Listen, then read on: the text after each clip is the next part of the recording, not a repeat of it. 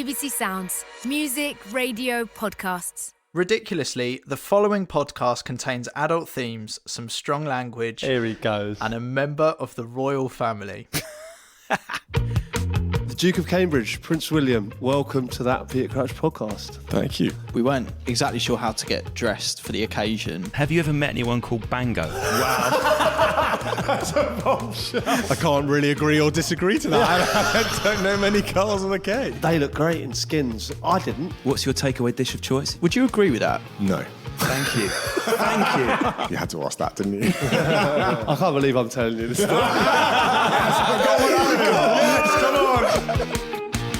Hello and welcome to that Peter Crouch podcast with me, Peter Crouch. It's been a long time, but Tom, we are finally back in the pub. We are, but this is so weird because you're there and I'm here, but Chris, you're still on Zoom. What's happening? Right, so I've had a little baby boy, and it's lovely news. Terrible timing because we've known that this is happening, and then we're worried that the baby might coincide with the this particular podcast. But he's here. He's made my world. I'm so happy. Everyone on my side's doing okay. But I might have to just nip out any moment to go deal with him, which is completely ridiculous given what we're doing today. But look, I couldn't miss this, could I? Yeah, no, I think we can let you off for good reason there. We obviously wish you well from the comfort of our pub. But yeah, I'm delighted we've finally got to this day. I thought, we've had a big secret for a long time now. We recorded something before we went into lockdown, which was huge. And thankfully, we finally got this person back on the pod. And that person is Prince William. Does it still sound a bit ludicrous to you? Because we were all there, but because it was just before lockdown, it's taken on this weird air. Did it actually really happen? Yeah, do you know what I mean? We had such a great day, didn't we? And obviously we just tie up some loose ends today. Yeah, but that's the funniest bit about this is we had this day, and we were always going to bring you this podcast that we recorded with the Duke of Cambridge, but obviously, because it was a little while ago, we got back in touch and were like, a lot's happened since then. Can we chat a bit more about that day? And they said yes. So what I love about this, Crouchy, you've absolutely smashed it, because we're going to go again today because a lot has happened since we recorded that podcast. I don't know about you two, but it felt to me a little bit like a podcast wedding, because we met in the pub at 11 o'clock and we were that mixture of excitement with a bit of nerves, and we all had a cheeky pint at about 11:15 and a sandwich to line the stomach, and then we marched off up the road into a palace. It's just crazy, isn't it? But it's just such an amazing, surreal thing that we've done, and I have to say, what a lovely man. So how is this working today, Crouchy? I'm slightly concerned about the whole tech side of this. Well, the logistics side of it, as you know, I'm our technical consultant here, so I've been taking care of most things. But I just thought, since we're back in the pub, you're obviously at home with good reason. But I'm just going to get him up on Zoom, and I think we could chat over Zoom. Chris, are you as scared as I am by the idea of Crouchy trying to get the future King of England up on a Zoom call? Do you remember how long it took to get Sean Dyche on, let alone Harry Redknapp?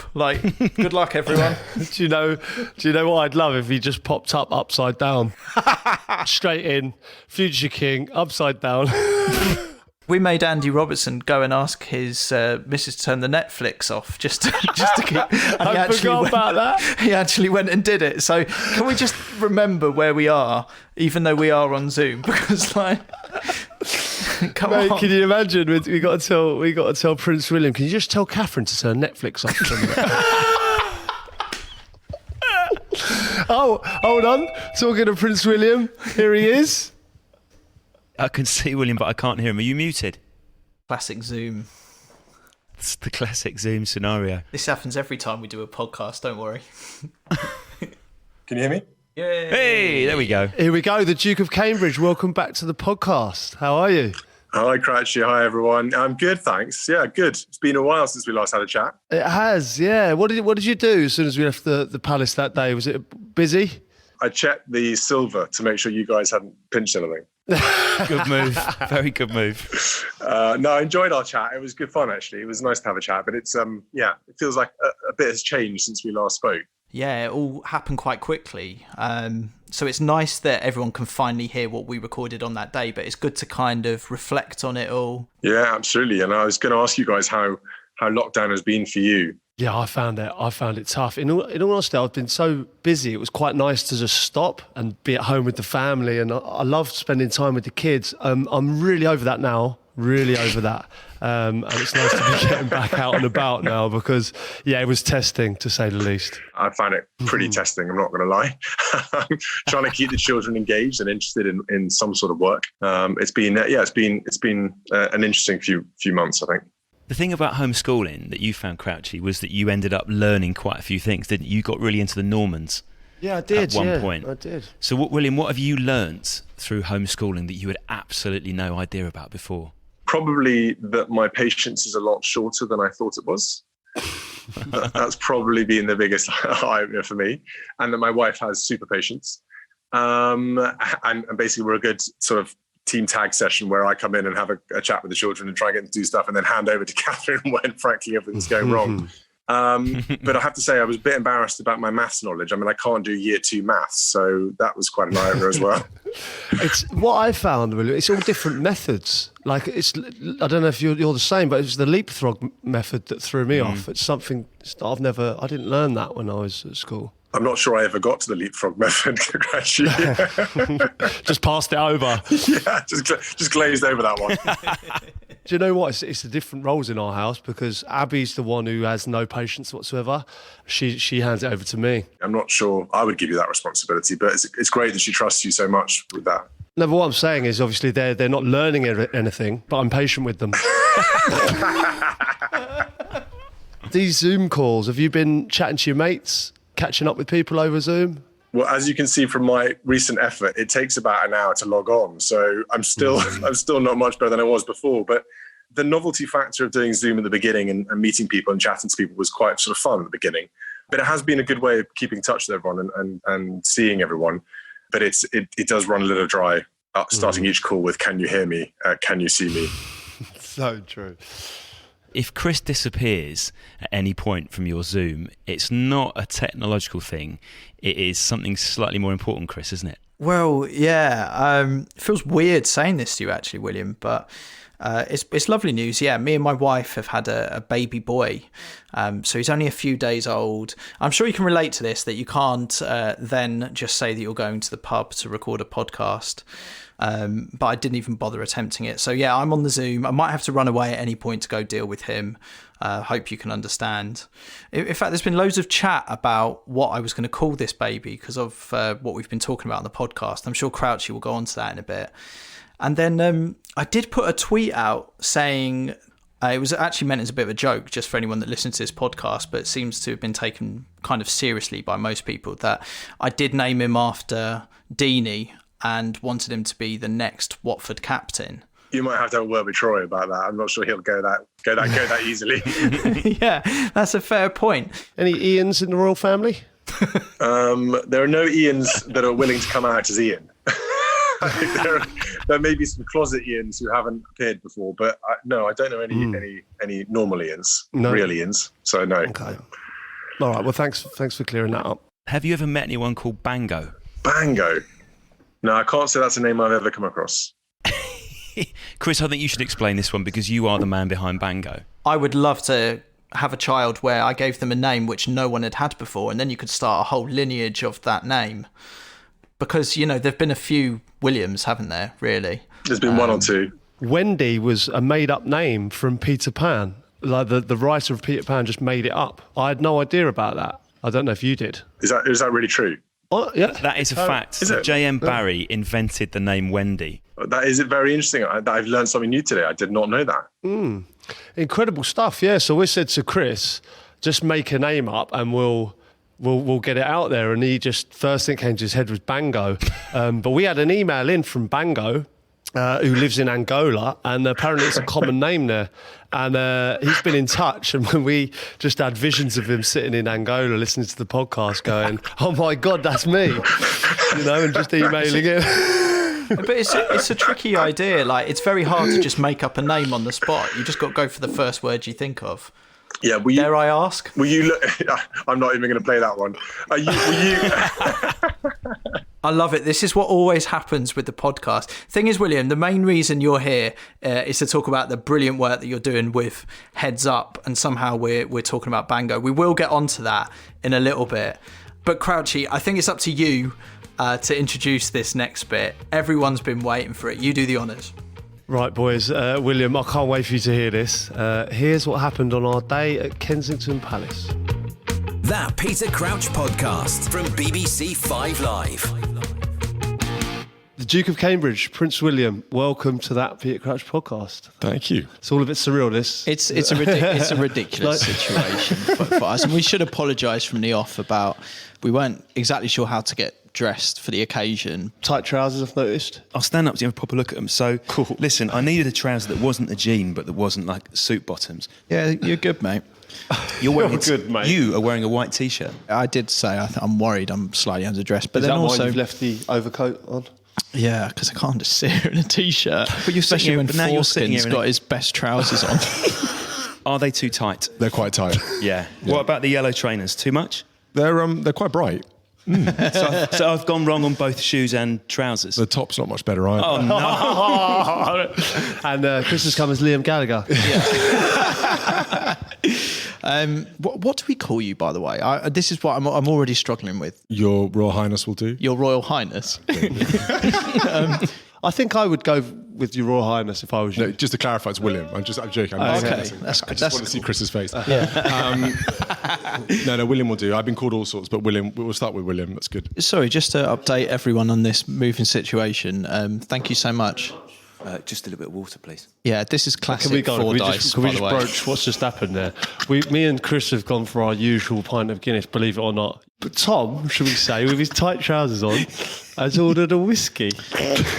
What I'm concerned about with 4 Dice and this whole Palace thing, he sent a message about 3 days ago asking what we're wearing. My concern is now he's getting a whiskey in. And no doubt it'll be a nice whiskey. Is that your reasoning behind it? Is the fact that you're in the Palace, you feel like they're going to have a nice old whiskey? It's a very nice drink, Guinness, and we have it all Here the it time is. within the podcast. There it Thanks is. very much. Thank you. But I can get a Guinness any day of the week, whereas this whiskey, which has just rocked up in front of me, I was thinking this would be a better whiskey than I've ever had in my life. Guys, what is the sign for, let's say we want to top up for a drink? There's some sort of royal throwdown. There's a bell next to you.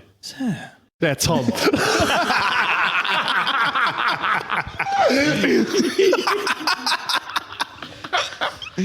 Oh, that's great.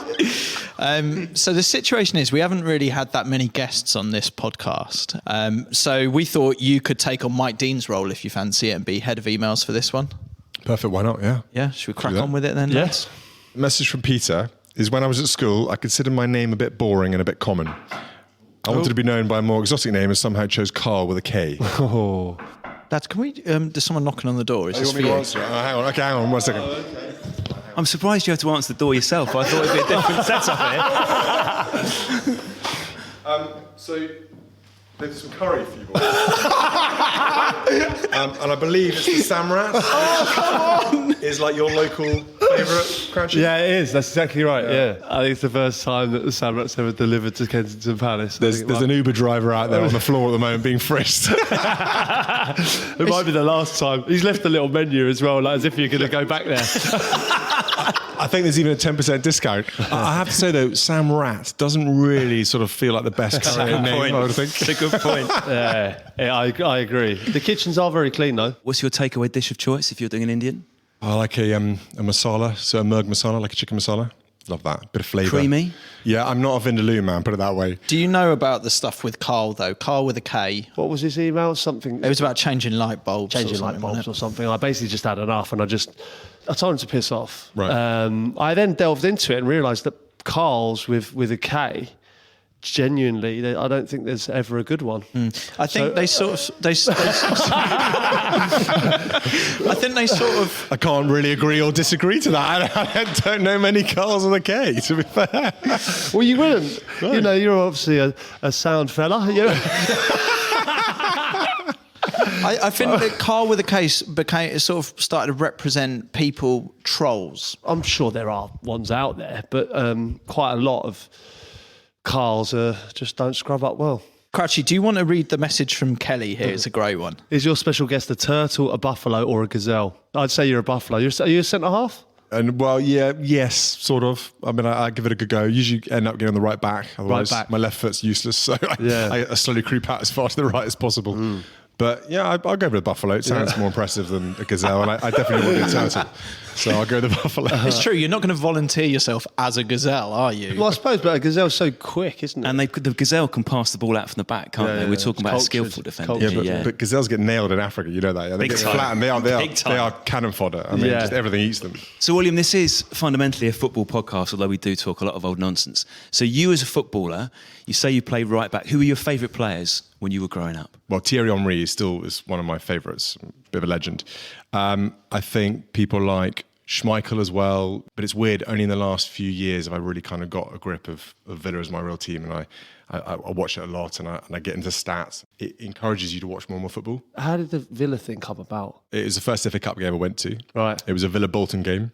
And I remember sitting in the stands with my beanie on, aged 12, maybe 11, something like that. And I went with a load of mates, and I sat there amongst all the Villa fans, and I loved it. And I thought the atmosphere was great, the camaraderie, the sort of team ethos.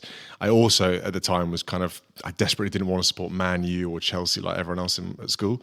And I liked the idea that Villa had a real history. Like I was born in '82 as well, and kind of the friends of mine desperately trying to get me to support Villa, as you can imagine, which they worked, were telling me all about the history of the club and how it mattered and stuff like that, and winning the European Cup. So it kind of went from there. And I don't know what it was. I felt a real connection with the club more than I felt watching some of the other ones.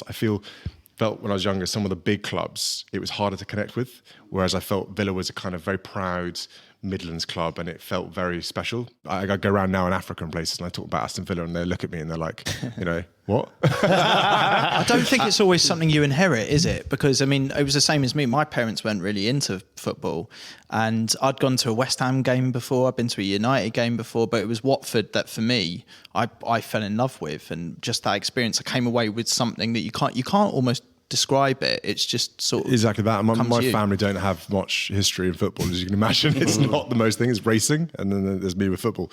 And yeah, it just grew over time. And I love team sports, so the kind of rugby football bit grew a lot, and I loved that for a long time. And that's what I think's really cemented my love of Villa, is that I really felt like I couldn't go to any more sporting matches and sit with my hands, under my legs and not support. Is that your release, would you say? Like, it is now. That's really interesting. Yeah. Since being a dad, without a doubt, football has become way more important to me than it ever used to. It's really weird. Like, it's changed a lot. I need to go and be amongst other guys and kind of let out a bit of steam, shout a bit, not abuse the referee, because I'm the president of the FA and I can't do that. But in my head, I am. You'd have to ban yourself. Yeah, exactly. Yes, throw myself out. But no, it's weird. It's become a lot more relevant to me. Do your kids enjoy it? Yeah, they do. I think George, I took George and Charlotte a while back. We went to the Norwich Villa game. Yeah, I've seen the footage of him enjoying it. Tried to slip in there quietly. Sky picked us up. And that's like Chris and Watford, that was. Was it? Exactly the same, yeah. Amazing. It was the best game of Villa season. Yeah. And George started to get really into it by the end. And I'm trying not to persuade him to be a Villa fan. I'm letting him choose his own way. But I think having a variety of clubs, of interest and things like that, and I want them to go and experience. And like you said, Chris, it's about finding what fits for him. What if he got really good at football? Can he do the job and be up front for Villa? Definitely, I reckon he could. I reckon he could be their all-time goal scorer. I mean, I can see no reason why not. That's awesome. What if he says he wants to support Birmingham City? You had to ask that, didn't you? I think previously I was a bit concerned about supporting Chelsea. Now Frank's come in, I feel the culture's a bit different in Chelsea. I'd be okay with it. I do like the values and the ethos of the clubs. I want them to look after their players. I want them to set a good example to the young fans. And I want all our children, when they go to a football match, to come away loving what they've seen, enjoying it, and seeing their role models behave in a way that we'd all want them to. You must have met so many players. Yeah, and I've met a lot of players. I have to say, it was very interesting, some of the changing rooms, meeting the teams, how different sports, different teams behave in a changing room. Like England teams, whenever I go in an England team dressing room, there does almost feel a lot more pressure. Like you can feel it. We talk about physical fitness. We all want to go to the gym, stay fit. We never really talk about mental fitness. We all need to stay mentally fit, and no more so than professional athletes who, under special circumstances, when you're playing for England, under huge pressure, you've got to have your head, razor sharp, as well as your feet, your legs, all that. It's an interesting area with this podcast because I think we could all say that we've all received messages from people, and we do quite regularly, that this podcast, which we'd like to think is a bit of a laugh, and we get up to some really stupid stuff and some amazing stuff, and today is ridiculous but also weird and a bit stupid in some ways as well. Like how the hell we ended up here.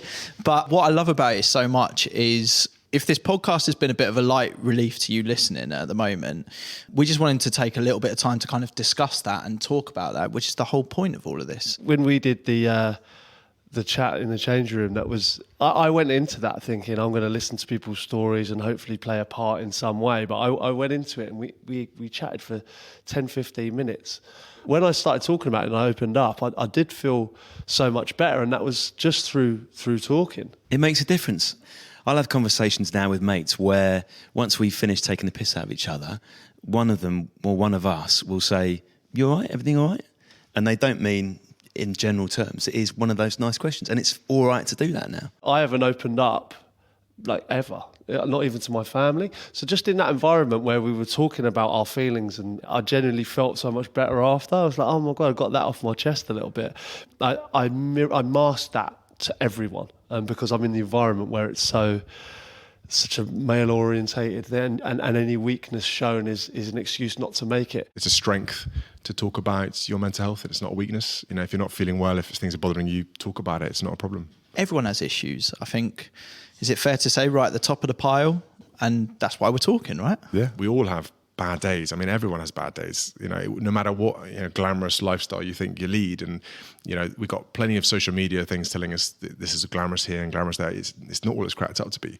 And the real things really matter, like the friendships, the time you take to look after someone else, to talk to someone else about your problems. That's what really makes, the world tick, and for everyone to get through their weeks when things are really, really down. And it all comes back to you listening to this podcast right now. If any of this resonates with you, and without going too deep, it's nice that at the very least that's what's come from all this. And sport helps us all, doesn't it? Crouchy, you've told us before how if you were having a tough time, sometimes going out onto the pitch was the most beautiful place for you to go because you forgot about it. When I go for a run or a bike ride, that always sorts out stuff in my head. It's like a form of sort of exercise meditation. It sorts you out, it calms you down. Yeah, for me, I felt like I wanted to get involved in five-a-sides, and I'd moved to a new area. Some of my mates have all gone on, got jobs, that kind of thing. So yeah, I went and did it. I felt like it was kind of scary at the start, to be honest, to go find a random group of people and basically say, "Can I come play?" Did you actually do it like that? Did you say, "Can I come play?" Because that's a bit weird. It was. He had his shin pads under his arm, and he just went over and he said, "Can I play?" This is the problem, right? So I turned up on the first day, this five-a-side with these new lads wearing shin pads and all the clobber, right? Can I just ask, where do you stand on shin pads in a five-a-side match? So Chris wears them. I'm gathering by the question that I should say I don't wear shin pads. You do, don't you? But I do wear shin pads. Right, so you have a go at him now, Crouchy, the way you had a go at me. No, I think it's fine to wear shin. I've never had an issue with it. You've told me, be honest here, the grief you've given me for wearing shin pads. Do you, when you play do you play five-a-side? Yeah. Yeah, so Well, six-a-side, but yeah. Yeah. I'm the only one in the team wearing shin pads. Oh, no. Oh, okay. That's But the night there is a mate. reason. There is a reason, because at school I got basically targeted the whole time. Yeah, I'm sure you did. Everyone would break my leg, so I'm sure I've you just did. naturally worn shin pads. No, that's exactly. It's a That's why I legitimate wear shin reason. pads. That's the thing. And you're going to have the same now you've been on this podcast. They're going to go for you. You're a target man now. I think he was Bring a it target on. anyway, to be honest. If you saw the Prince and playing five-a-side, you'd definitely fly into him. I'd want to tackle him. Yeah. It's true. It's true, yeah. I always imagine that on your six-a-side team there would be a bodyguard, and if someone goes in two-footed on you, suddenly he comes diving in. Like an enforcer. Yeah, he throws himself in the way of the two-footed challenge so you don't get hit. There was once a long time ago, I got one of my police to take a laser pen out with him. And I got him to red dot one of the players. After half time, he was laser dotting, and I kept saying to him, I said, see what happened to you? I was about 15 at the time. I said, see, he's following you. No, that's amazing. Pretending to have a sniper on him. That's exactly it. It put him off for about 10 minutes. That is superb. Can we set up a five-a-side between us at some point? Is that possible? You've got to take your opportunities whilst you can. Who's the fifth person? You choose. Well, Didn't you play with Beckham? Yeah, I did. Bex came and played for my five-a-side team, or six-a-side team, yeah. Serious? Well, it was an old load of mates from university and school days, and now it's morphed into a bunch of ringers who are brilliant. and I'm this sort of fat knacker at the back running around, panting, who can't keep up. Are you going to give Crouchy the call up? I need really can't good get footballers. He doesn't want me. He doesn't want Too much TV, mate. He's got this podcast thing now. I never get a chance. You wait till I get down there. Yeah, that's it. Crouchy, exactly. Crouchy starts dancing around. They'll be on the floor, I love it. I love it so much. The problem that I've had recently with five-a-side is I went and signed up, and I've wanted to give it, serious business. I've turned up in shin pads. We've covered that, but I wore the skins as well. I looked myself in the mirror. I was like, you shouldn't be wearing skins. I'm not the right build. Yeah, but even for myself, I'm playing professional football. I'm playing for England or whatever. I was playing for Liverpool, and they look great in skins. I didn't. Yeah. I was playing alongside them. I was thinking, why don't I look like that? Slightly unnerving. But I'm glad we're all talking about our issues. No, that's it. Anything else you want to add? No, listen, it's my birthday today, but my wife Ria got me two things. She got me a king-size duvet. She got you a duvet. One of your bags, Chris, was, and you won't show me or Crouchy what's in it, but it's from Victoria's Secret. It's not from Victoria's Secret. Don't what say that. You think it's from Victoria's Secret because it was in pink wrapping. It was just a present I was given. So what is it? Why won't you tell us? Well, why would I be in Victoria's Secret? It was just It's a Victoria's Secret bag. I had a mate once whose girlfriend at the time, for his birthday, gave him a shredder. And that was when he realised the M was in sight. Are you good at buying presents? I'm average, I'd say. I'm not brilliant. Do you get it wrong? Usually, yeah. I get it wrong quite often. I went through a spell of buying a certain brand of Mac, and I bought it every year like a coat. How many? 3 in a row. I didn't realise I'd bought it the year before, and it was like, you got me that last year, and I was like... So, sorry, you bought Abby a Mac? It's like a coat. Like an anorak? Yeah, like an anorak. For 3 years running? 3 years running. You old romantic. It was practical. She looked good in it. You didn't stop to think about that 3 years running the same No, thing, I just forgot. I just thought, that's beautiful, and she only bought me that last year. So then I had that, and then we've had, on the podcast, we've been talking about various presents that I've bought her. We had an issue with a slide that I won't go into now. And then I bought her a tree recently. Every fella that comes around says, oh, that's amazing. And every female that comes to the house goes, what is that? Can you beat a worse present than that? Well, yeah, I probably can. I think I gave my wife a pair of binoculars once. Why? She's never let me there, forget now we're that. talking. What was the thinking there? That was early on in the courtship, that was. Tell you what, I think that sealed the deal, really. I think she fell did you for me wrap at that them? point. Yeah, I wrapped them. Were they Damn nice right. binoculars? They were Because really I would nice, find yeah. myself going, these are really, I've chosen binoculars. These are really good ones. That's Yeah, but it. why? And I tried to, I think I was convincing myself about it. I was like, yeah, but these are really amazing. Look how far you can see. And she's like looking at me going, they're binoculars. Like, what's going on? Did you do the thing where you twist them around and go, look how far away you are? Exactly. They're lovely, they are. It didn't go well. Is she like a keen bird watcher? No, honestly, I have no idea why I bought her a pair of binoculars. I'm interested in your role as president of the FA, not in terms of the formal stuff, because I'm sure that's quite boring, but in terms of what you can actually do. So Gareth Southgate is a very nice man. He's been very successful as England manager. If England had a disastrous run of form, could you sack him? Gareth will go, yeah. Wow. That's a bombshell. How many games in a row do England need to lose until you press the button? Depends when I get bored. He's doing all right, to be fair, isn't he? He's doing all right. I mean, I'm watching carefully, very carefully. I mean, Gareth's a legend. I really like Gareth. As a player, obviously, big Villa man as well. And I think he's doing a great job with the team. But I think me pushing any buttons to get Gareth removed might be a little bit difficult. But that's not to say that, conversations haven't been had with Gareth where I've give him a little elbow nudge to say, why is Grealish not in the England squad? Like it. Yeah, of course. I have had that conversation with him. Well, that's the other thing. From a club point of view, are you allowed to step in with, say, Villa and do the odd, you should sign this person? Do you ever play Football Manager or games like that? No, where I think if I play Football Manager, that'd be the end of my life. I mean, you strike me as someone that would get really into it. Yeah, you'd never see me on a balcony or anything again. That'll be it. I'd be just locked in playing that. Can you imagine how Crouchy in the balcony? He's there. He's just on his phone. Updating his team, yeah. Do you control the Kensington Palace Twitter? No. Oh, no, you're not. I always wonder if that's you. Keep me away from that. When Liverpool did that, who were they playing? Liverpool did that amazing Barcelona. Yeah, Barcelona. I went mental. I grabbed hold of the Twitter thing and I just posted it. It was an amazing match. I was literally blown away by it. It was one of the best games of football I've ever seen. And I got completely out of control. I just tweet that, get it out. Give it here. And nearly every Villa game that we've won, which hasn't been many this season, but nearly every I've been trying to get hold of it and they keep it away from me now. So I had to fight them for it. That's amazing. I'd be useless in your job. I don't know about you boys. I'd probably have a bevy during the game. Let's say it was an international, right? You have a bevy and then you feel like, let's say we're 2-0 down. I would then want to walk into the change room and affect the situation. Do you get that temptation? I do, yeah. Until I realise that actually thing I'll say will not help in the slightest. And actually probably make things a lot worse. Got to ask you then, Ben Foster's the best goalie in the league. Do me a favour. Would you agree with that? No.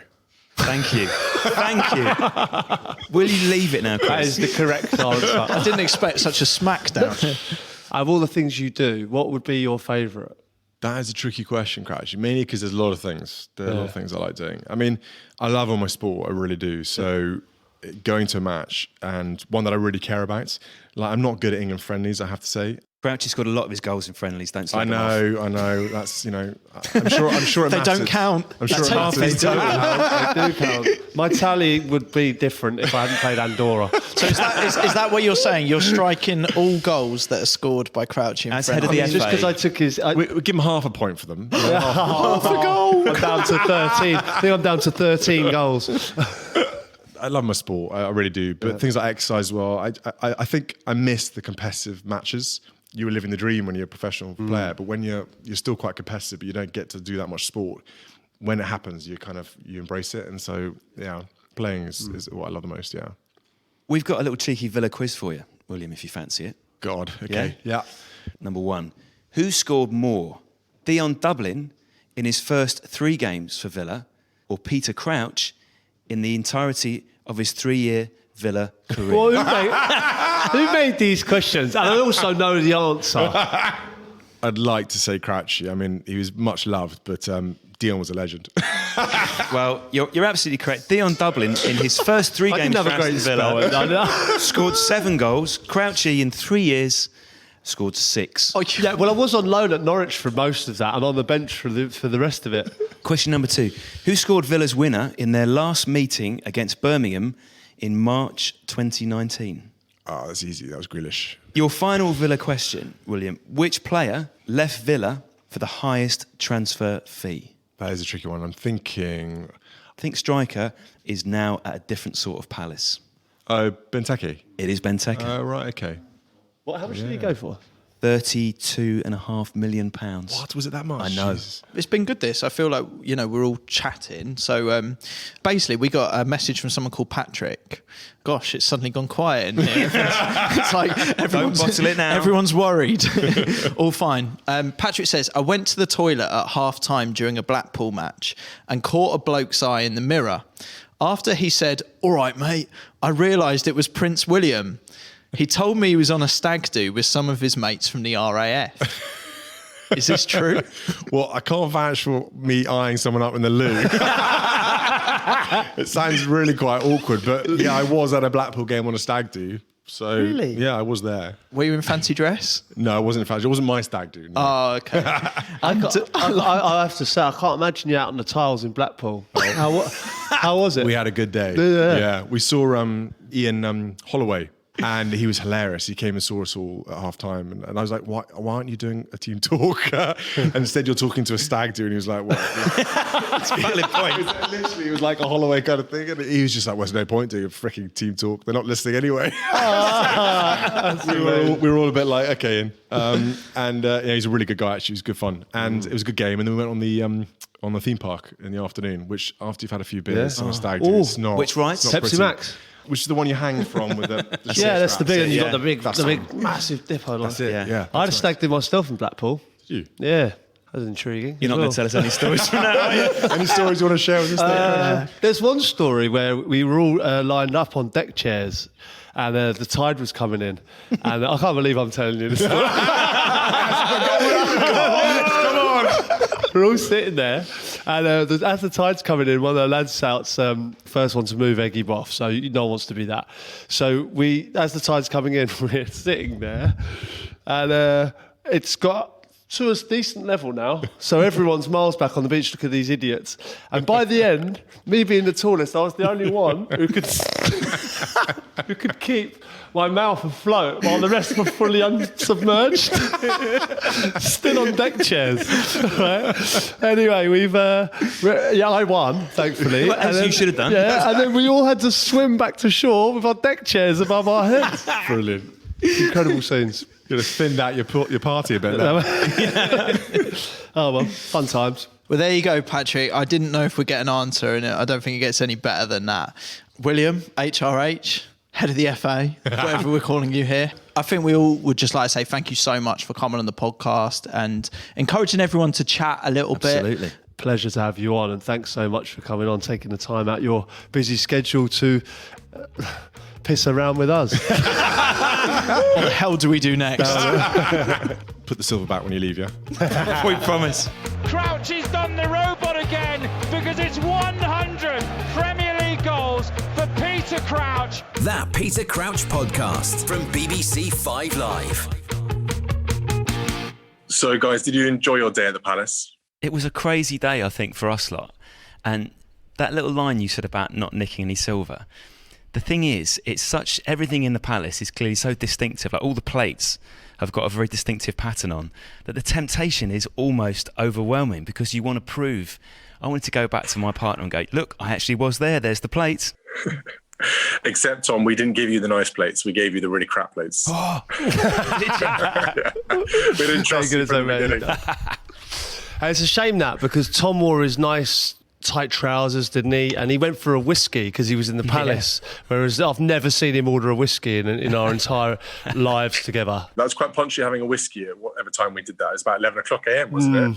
Well, we had an Indian as well, didn't we? So, did you ever order from the Samrat again? No, but we're regulars now. Yeah, regulars. You take Catherine down, do you now?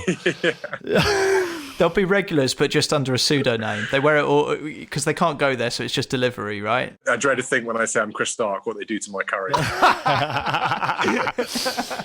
Yeah, right. Now, you talked about signing Crouchy for your six-a-side team. I don't know if you're keen to do that, but Chris and I have noticed when we've been doing this working from home pod series that Crouchy has been drinking quite a lot more. Like most days, Crouchy, you've had at least a tipple. So I'm not saying don't sign him. I'm just saying maybe put him through like a month of intensive pre-season. It's probably a good idea, isn't it? I'd like to see Crouchy pre-season just to make sure, we're getting something quality because, it's been a while now. Yeah, I feel like that's just a little bit of an excuse because I remember when we asked the question, you didn't particularly want me anyway.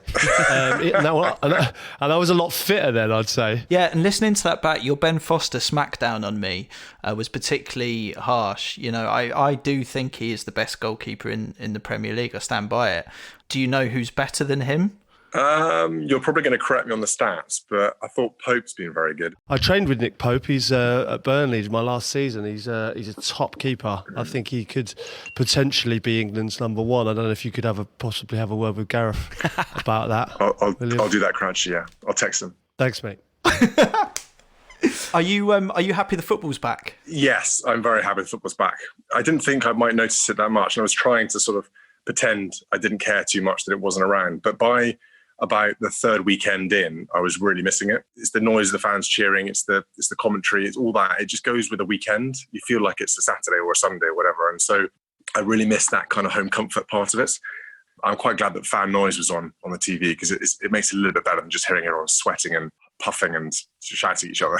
Swearing. Yeah, swearing a lot at each other, yeah. Yeah, no, but I think a lot of it, again, was about the fact that I was worried about what was everyone doing. You know, a lot of people want to watch football. What are all the people who live for football and see it as their second family? What are they doing if they're not watching football or talking about football? And so for me, I felt everyone had to get it back on the TV as quickly as possible so that we could get back to some vague normality again. Now, speaking of football, you're obviously president of the Football Association. So was it you who renamed the FA Cup final? It was, Tom, yes. Although I can't say it was all my responsibility, just in case it obviously doesn't go well, in which case I can blame someone else. But yeah, effectively, we got the FA Cup renamed the Heads Up FA Cup. The FA have been very supportive, and we're hoping the principle of renaming the FA Cup and effectively making it the Heads Up Mental Health FA Cup is a big enough statement that the UK will show the world, the footballing world particularly, that by coming together, you can really make a statement and a point that, male mental health really matters. Secretly, I was like, that is a power move. That's a power move right there. Well, it's either a power move or, like I said, if you say it enough times, eventually it just has to happen, because you've told so many people they can't back down. And luckily everyone was mad enough to agree with me. So let's see. I'm hoping that it's setting the example and the principle that, the mental health is important. And hopefully that message emanates to the fans and everyone who cares about mental health, that we all have it. We all have mental health, and we all need to look after our mental fitness. Do you know what's strange, William, for me is it's took this sort of global pandemic for me to pick up the phone to my friends, because normally we're just in a WhatsApp group, and when you've got a WhatsApp group, you just chat on that and think that you've spoke to your mates, but you haven't really. So yeah, for me it was nice to sort of chat to my friends without having a reason to. No, it's really important, isn't it? And I think this period of time we've all been locked down, I hope, has allowed us to maybe revalue things. Like you said at the beginning of Crouchy about family, spending time, and particularly for professional footballers and those who are very busy with work stuff, you're not always at home. You travel a lot. And I spoke to Joe Hart as part of the Heads Up campaign, and Joe was saying, the same thing. He's just said, listen, I've never been home so much. It's been amazing being with the family and stuff. And he's been having to adjust to dynamics, as I imagine a lot of people have, of being home so much. But it's given him an appreciation, as I'm sure it has for you guys, of just how much we all move around and actually we miss some of the things that really are important to us. I think from what you were talking about before, and I think this is why football coming back has been really important. Like with my mates, especially like having a baby and stuff like that, it's because we can't see each other, you're forced to communicate in different ways. So we've been on Zoom calls, we've been doing quizzes at the start of lockdown. Everyone was doing that, not so much anymore. But we would do like a little poker night and just, play for a bit of fun. And it's been nice being able to talk to them in a slightly different way than just in the pub. The thing about lockdown has been that it's the first kind of, a little bit of an awakening that we maybe take our lives a bit for granted sometimes. And that actually there's a lot of things out there that can wobble all of us at any time. And I think particularly now as a parent, it starts to make you kind of just look a bit more to the future and what you're going to, what kind of world are we going to hand over to the next generation. There's been a lot of time of thinking, and I think also you can have too much time to think. And that's also what's worried me, is that we've all had lots of time to ponder and think. And actually you can go down lots of rabbit warrens if you're not careful and make life a lot harder for yourself if you're not careful. It's been class catching up with you again. Really, really enjoyed it. I think we just want to play you something quite special, though, that got sent into our podcast, Crouchy. Yeah, we've got a track from Joel, and I know he'd be so happy. He was over the moon that we listened to it. So the future King of England, I don't know what he's going to do, but he'll be so happy that you've listened to this. And for us, we had a lot of people send in tracks for a new podcast theme tune, and this was the best one. We just think it encapsulates everything that we love doing about this podcast, and hopefully everyone sort of enjoys listening with it. So it'd be great to get your thoughts if that's all right. Yeah, absolutely. All right, well, here's Joel's song. Let's hear it. Have you ever felt lonely? Have you ever felt sad? Well, I've got the solution for that problem you had. So just take a moment, sit back and have no fear. It's three lads chatting football with a pint of beer. One used to be professional, the big man up top, but it wasn't all just headers. Oh no, he did a lot. Defenders left scared, even though he weren't that fast. So go listen to that Peter Crouch podcast. One write sports for the news, to me the best job you could have. So why you here chatting rubbish, is it really all that bad? One works as a DJ on national radio. So come on, let's get on with the show. Well, I'm just so happy that my name it isn't Carl, cause it would just feel like I've been kicked out of the big fat world of football. So let me go down dreaming, oh please just let it last. Drifting off to that Peter Crouch podcast. Drifting off to that Peter Crouch podcast. Brilliant. Absolutely brilliant. I love it. Awesome. Great song, isn't Yeah, it? Joel's a hero. Sign him up. Get him a record deal. That's brilliant. Oh, I love that. He'll be so happy. The royal seal of approval. Yeah, it's really good.